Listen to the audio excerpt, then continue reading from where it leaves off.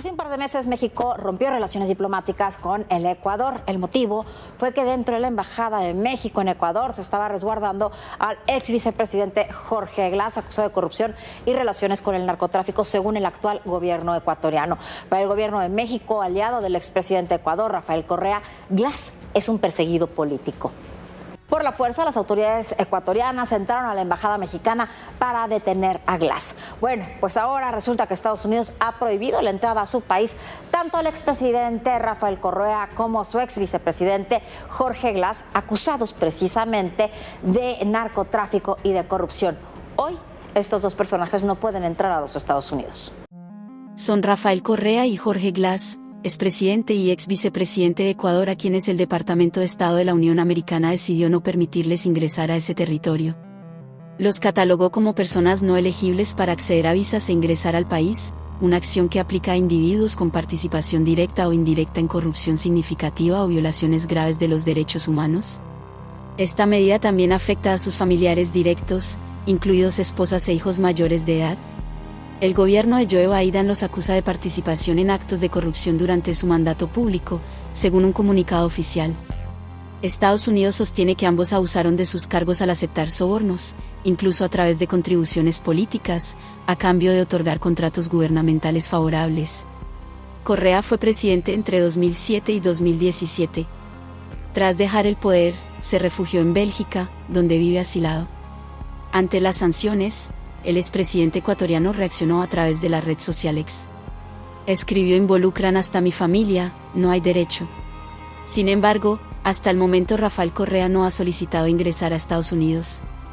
Jorge Glas se encuentra en la prisión de máxima seguridad La Roca desde el 5 de abril, cuando en un hecho sin precedentes, el actual presidente de Ecuador, Daniel Noboa, ordenó el asalto a la Embajada de México en Quito, donde Glas se encontraba como asilado político. Esta situación provocó el rompimiento en las relaciones diplomáticas entre México y Ecuador. México interpuso una controversia ante instancias internacionales acusando de ilegal la incursión de las autoridades ecuatorianas a la sede diplomática y acusó al presidente Daniel Noboa de persecución política contra Correa y Glas. Pero Ecuador reviró, advirtiendo que México interfería en asuntos que solo le correspondían al país sudamericano. La realidad es que Rafael Correa fue condenado en abril del 2020 como líder de la llamada red de sobornos. La Corte Nacional, máximo tribunal de justicia ordinaria del país, sentenció al expresidente y a 17 miembros de su gobierno a 8 años de cárcel y otros 25 de inhabilitación para ejercer cargos públicos por un delito de cohecho agravado. La decisión judicial determinó que el exmandatario obtenía recursos de empresas privadas para la campaña de su partido, Alianza País, mediante presiones a cambio de ofrecer contratos con el Estado.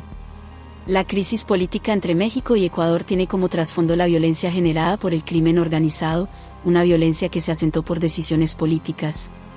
Luego de asumir la presidencia de Ecuador, Rafael Correa le abrió las puertas a las Fuerzas Armadas Revolucionarias de Colombia, las FARC, y con ello a cárteles mexicanos con los que el grupo guerrillero tenía vínculos. Esta relación está documentada en el libro Las FARC en México, de la política al narcotráfico, del periodista Jorge Fernández Menéndez. Lo que comenzó como un intercambio de armas por droga, se intensificó con acuerdos entre el comandante de las FARC, Mono Jojoy, y los Arellano Félix. Fue en ese contexto que entró el cártel de Sinaloa a Ecuador en 2009. La idea era que ante la presión que se vivía en Colombia, tuvieran una base alterna para enviar cocaína a México, gracias a la política contemplativa del gobierno de Correa ante el narcotráfico. Con una fuerte presencia del cártel de Sinaloa y después de 10 años de mandato de Correa, uno de sus operadores, Lenín Moreno, asumió el poder, rompió con Correa, pero mantuvo la misma política laxa con el crimen organizado. En más noticias. Y le contamos ahora que la presidenta de la Asamblea Nacional, Viviana Veloz, lleva una semana en el cargo y ya enfrentó una votación fallida para elegir al primer vicepresidente. Esta semana deberá poner en consideración del Pleno el informe de posiciones sobre el juicio político a la ministra del Interior, Mónica Palencia. Viviana Veloz cumplió su primera semana en funciones como presidenta de la Asamblea Nacional tras la renuncia de Henry Kronfle para ser candidato. En sus primeros días en el cargo se jugó su primera carta del diálogo entre bancadas para destrabar la designación de un asambleísta que ocupe su lugar en la primera vicepresidencia del Parlamento.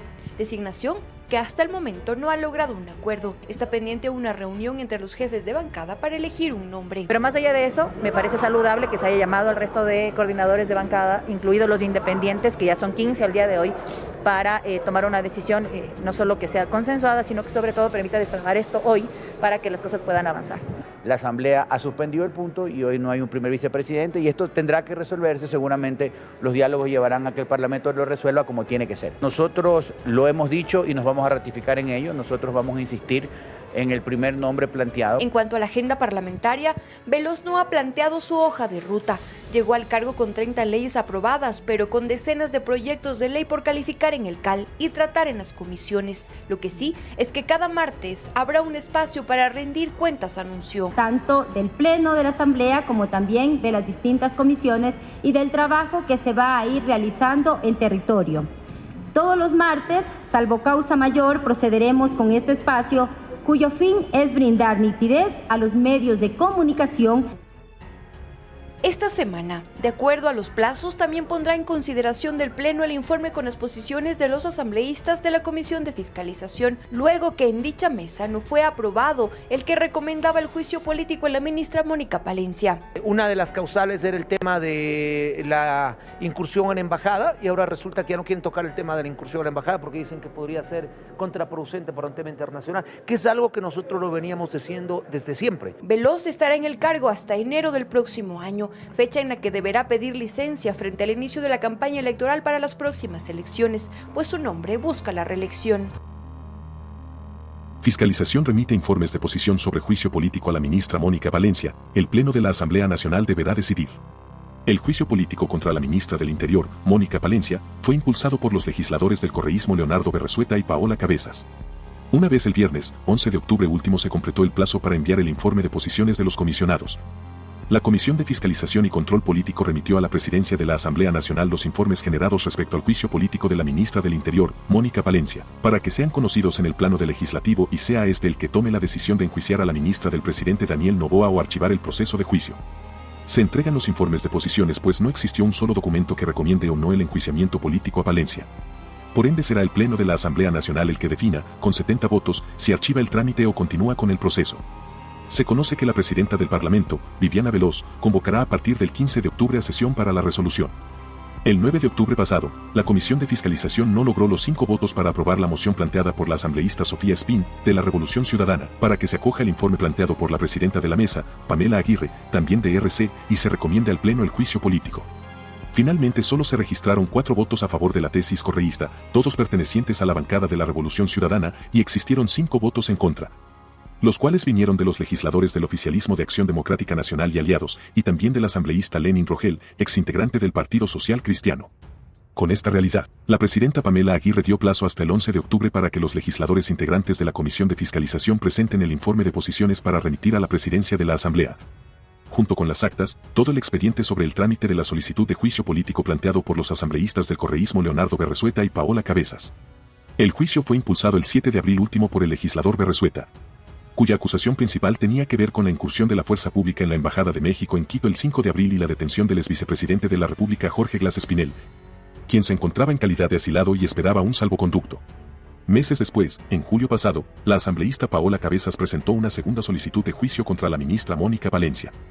La acusación tenía relación con la falta de accionar en el control de la inseguridad en el país y cuestiona la existencia del Plan Fénix para contrarrestar la violencia criminal. Se conoce que los 5 legisladores que votaron en contra del informe que presentó Pamela Aguirre elaboraron un informe, mientras que lo mismo hicieron los asambleístas de la bancada de la Revolución Ciudadana, quienes presentaron su informe recomendando el inicio del juicio político ante un supuesto incumplimiento de funciones. El Consejo Nacional Electoral ha calificado 12 de los 16 binomios presidenciales que participarán en las elecciones generales programadas para febrero de 2025. Y a continuación les contamos cuáles son. Están Movimiento Creo, Movimiento ADN, Partido Unidad Popular, Partido Sociedad Patriótica. Seguimos revisando más de estos binomios presidenciales que ya han sido aprobados: Partido Socialista Ecuatoriano, Revolución Ciudadana Reto, Movimiento Construye, Movimiento PID, Pueblo, Igualdad y Democracia, También tenemos dentro de estos binomios Movimiento Amigo, Movimiento Democracia Sí, Centro Democrático y también el Partido Social Cristiano. El Partido Sociedad Patriótica, lista 3, recurrió ante el Tribunal Contencioso Electoral para que se descalifique la candidatura presidencial de Jan Topic a la presidencia de la República. El PSP ingresó un recurso subjetivo en contra de la resolución del Consejo Nacional Electoral que negó una objeción a la candidatura de Topic, auspiciada por el partido Suma Lista 23, al que lo acusaba de incurrir en una de las inhabilidades contempladas en el Código de la Democracia, que es mantener contratos con el Estado. La causa fue sorteada al juez electoral Ángel Torres, el juez que buscó eliminar de la papeleta al movimiento Construye. Y será una semana decisiva para el concurso de jueces de la Corte Nacional de Justicia. Por resolución del Pleno del Consejo de la Judicatura, el proceso se deberá de retomar con una metodología nueva para las pruebas de confianza. Esto pese a las irregularidades detectadas. La selección de nuevos jueces y conjueces para la Corte Nacional de Justicia se enfrenta a un nuevo intento por retomar un polémico concurso al que le salpican las dudas, cuestionamientos, irregularidades y, por si fuera poco, denuncias de corrupción. No obstante, los vocales de la Judicatura quieren completar el concurso con y a pesar de las denuncias. Para que la Dirección Nacional de Talento Humano, con la asistencia técnica de organismos internacionales, refuerce y finalice la metodología del proceso. La Dirección de Talento Humano de la Judicatura está a cargo de proponer una nueva metodología que se aplique para el examen de confianza, y esto con una modificación del cronograma general. Sin embargo, retomar un concurso en estas condiciones no parece una muestra de confianza para juristas que han hecho una suerte de veeduría ciudadana y creen que no hay garantía total de transparencia. No nace siendo legítimo en aspectos de transparencia, en aspectos de tecnicismo. No quiero ser redundante, pero es que pienso que no hay otra manera de validar un proceso de selección. Y si es que no nos garantizan esos dos parámetros medianamente serios, digamos, difícilmente vamos a tener buenos perfiles. Menos optimistas son los abogados desde la Comisión Anticorrupción, como Germán Rodas, quien tras pasar revista a cada una de las irregularidades denunciadas y detectadas en el concurso, no ve sino la opción de volver a cero. Si hay probidad en la Judicatura, deben parar ese concurso. Cuando las cosas se hacen mal, los resultados son sospechosos. Y la Corte Nacional de Justicia puede volverse una institución sin legitimidad. El concurso ha regresado a la etapa en la que los postulantes deberán someterse a una prueba de confianza y ya no con una empresa sin credenciales, como Métricas Web. Pase lo que pase, las manchas del concurso están allí y aun cuando llegue a término con la selección de una docena de nuevos jueces, se discute si esta será una Corte Nacional de Justicia que goce del respeto y legitimidad que debería tener la más alta corte del país.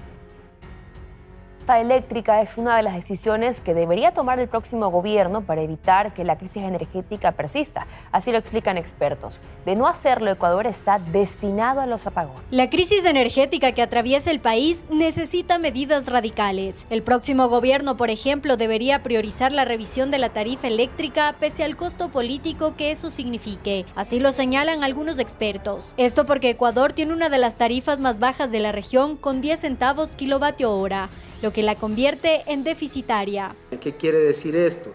Que la tarifa que actualmente pagamos todos los ciudadanos en nuestro país no alcanzan a cubrir todos los costos inmersos en la cadena de producción, tanto generación, transmisión, distribución de energía, y especialmente no cubre un aspecto muy importante que son los costos de financiamiento, los costos de inversión de la etapa de generación. El único sistema de generación que permite el mantener un costo de energía de 10 centavos es el hidroeléctrico.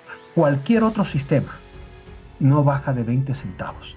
Entonces, mientras se tenga que subsidiar para generar otro tipo de generación, el problema nunca se va a solucionar. También explican se deben revisar los subsidios que reciben ciertos sectores y los incentivos. Alrededor de la mitad de la población recibe un subsidio en la parte eléctrica y también los famosos incentivos para ciertas industrias, en especial industrias como la gran minería que tienen incentivos y que pagan costos bajos de la energía. Pero si esta decisión no se toma, dicen que el futuro es insostenible. Es que no se revisan las tarifas, simplemente hablar de inversión tanto de carácter pública como de carácter privada va a ser un sofisma, no se va a poder realizar. Vamos a seguir teniendo los famosos apagones cada vez que entre nuestro país en la época de sequía. La última revisión de tarifas que se realizó en el país fue en noviembre de 2023 y el costo no fue incrementado pese a que existía previo conocimiento de que era necesario hacerlo. En más noticias, gerente de SELEC pasa a ser viceministro de Electricidad. Ministra encargada de Energía designó a Fabián Calero para cumplir objetivos de superar la emergencia energética. El gerente general de la Corporación Eléctrica del Ecuador, SELEC, Fabián Calero, ahora está a cargo del Viceministerio de Electricidad y Energía Renovable. La ministra de Ambiente y encargada del de Energía, Inés Manzano, lo designó este sábado, 12 de octubre del 2024 para este nuevo cargo. Esta cartera de Estado indicó que como viceministro Calero tendrá la tarea de cumplir los objetivos planteados para superar la emergencia eléctrica y también diversificar la matriz energética con nuevas fuentes de energía. La nueva autoridad tiene un doctorado en Ingeniería Eléctrica y Computación de la Universidad de Waterloo de Canadá y más de 17 años de experiencia en el sector eléctrico.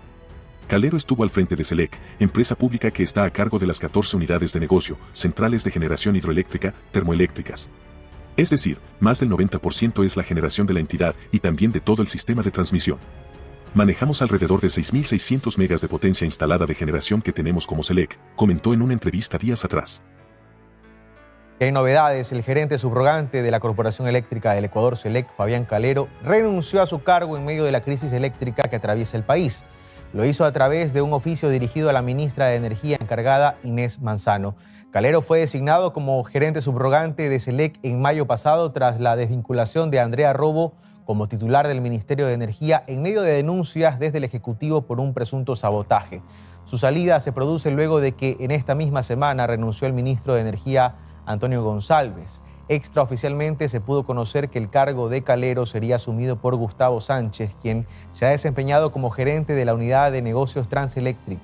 Estos cambios se efectuarían a propósito de una reestructuración del sector eléctrico en el país.